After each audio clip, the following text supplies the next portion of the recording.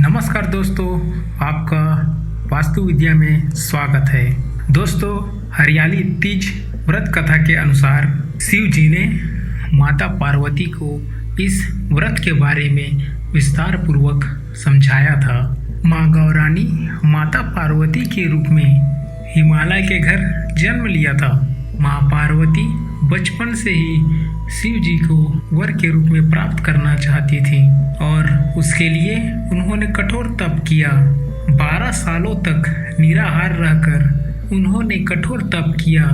ये सब देखकर उनके पिता बहुत दुखी थे।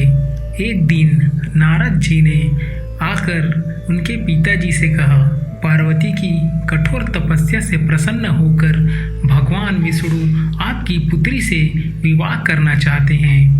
नारद मुनि की बात सुनकर महाराज हिमालय बहुत प्रसन्न हुए। उधर भगवान विष्णु के सामने जाकर नारद मुनि बोले, महाराज हिमालय अपनी पुत्री पार्वती का विवाह आपसे कराना चाहते हैं। भगवान विष्णु ने भी इसकी अनुमति दे दी। फिर माता पार्वती जी के पास जाकर नारद ने इसकी सूचना दी कि आपके पिता ने आपका विवाह भगवान विष्णु से तय कर दिया है।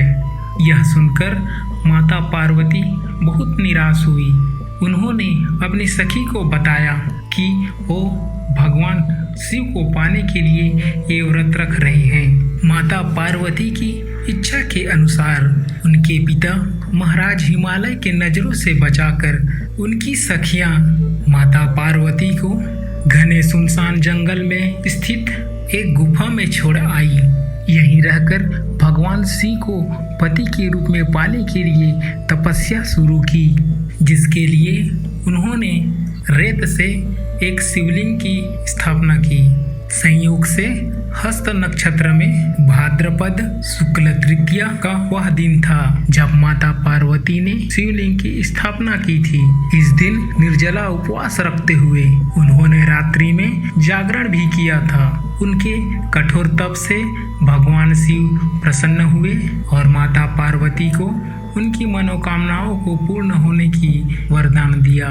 अगले दिन अपने सखी के साथ माता पार्वती ने व्रत का पारण किया और समस्त पूजा सामग्री को गंगा नदी में प्रवाहित कर दिया। उधर माता पार्वती के पिता भगवान विष्णु को अपनी पुत्री से विवाह करने के लिए वचन देने के बाद पुत्री के घर छोड़ जाने के कारण व्याकुल थे। वह माता पार्वती को ढूंढते हुए उस स्थान तक जा पहुँचे जहाँ माता पार्वती थी।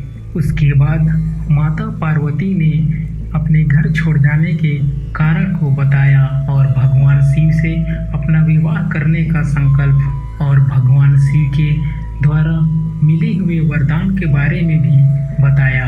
इसके बाद माता पार्वती के पिता हिमालय ने विष्णु जी के पास जाकर माफ़ी मांगी और वे माता पार्वती के साथ शिव जी का विवाह के लिए राजी हो गए। बाद माता पार्वती का शिव जी के साथ विवाह पूरा विधि विधान के साथ करवा दिया। मान्यता है कि इस दिन महिलाएं पूरी विधि विधान पूर्वक पूर्ण निष्ठा से इस व्रत को करती हैं। वे मन चाहे वर को प्राप्त करते हैं। साथ ही यह पर्व दाम्पत्य जीवन में सुखी लाने के लिए भी यह पर्व को मनाया जाता है।